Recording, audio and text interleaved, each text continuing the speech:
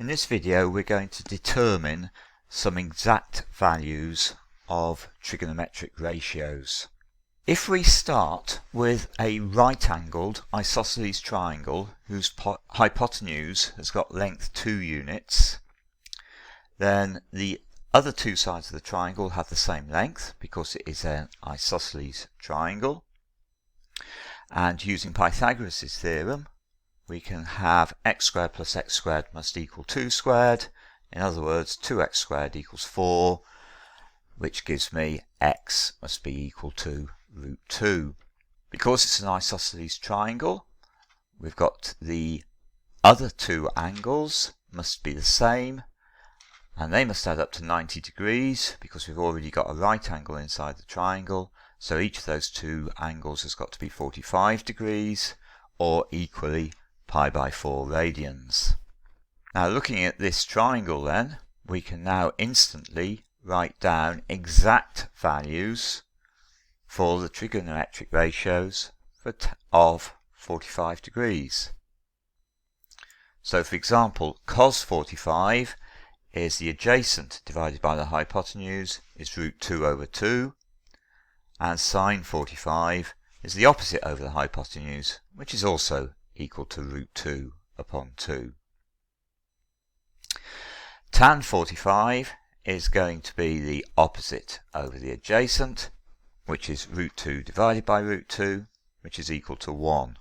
And because we've got these exact values for the trigonometric ratios for 45 degrees, pi by 4 radians is exactly the same angle as 45 degrees. So if we're working in radians, we can write down that cos of pi by 4 is equal to root 2 upon 2, that sine of pi by 4 is also equal to root 2 upon 2, and that tan of pi by 4 is equal to 1.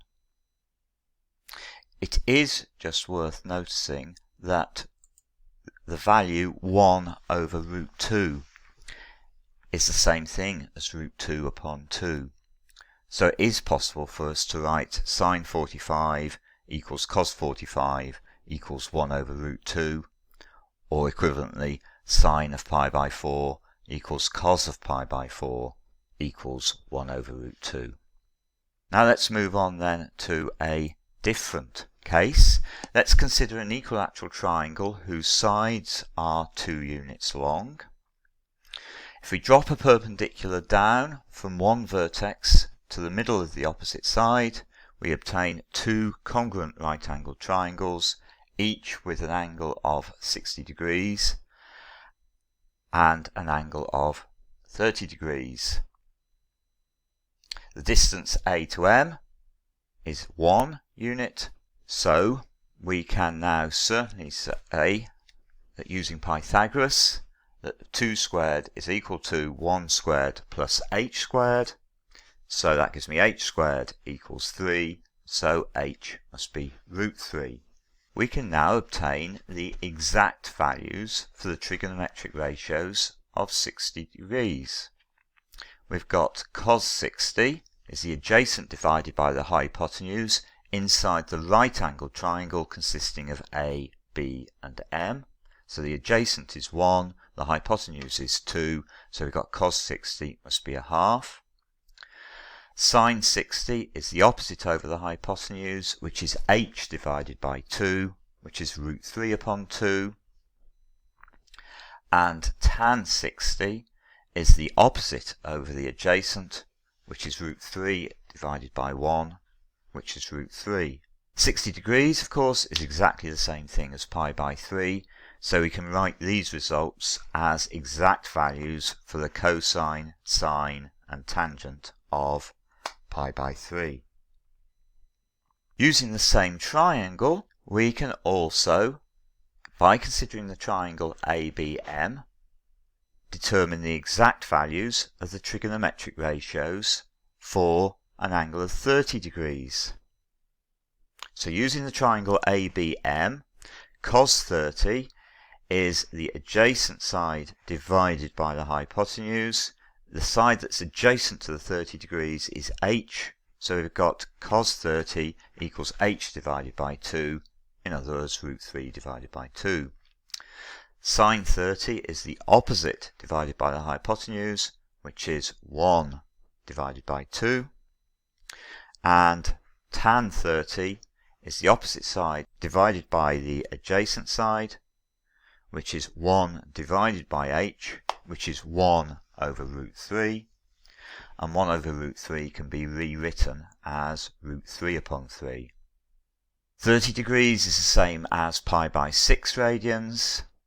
So what we've just done enables us to write down the cosine, sine and tangent of pi by 6 radians. So we've got the cos of pi by 6 is root 3 upon 2, the sine of pi by 6 is a half, and the tan of pi by 6 is 1 over root 3, or equivalently root 3 upon 3. Now let's have a look at the cosine graph for a minute or two, and use the fact that we know that cos 30 is root 3 upon 2. Now we know that the cosine graph is symmetrical about theta equals 180 degrees. So that certainly means that the cosine of 330 is also going to be root 3 upon 2. The cosine graph also has rotational symmetry of order 2 about the point 90, 0. And if we make use of that, we can see that the value of cos 150 must be minus root 3 upon 2. Using the symmetry about theta equals 180 again, that now enables me to deduce that cos of 210 must also be minus root 3 upon 2. Now once we've got these four values, then the fact that the cos graph has period 360 degrees, if we're working in degrees, enables me to rapidly deduce exact values for the cosine of 390, the cosine of 510, the cosine of 570, and so on. Just see whether you can work out what those values are yourself.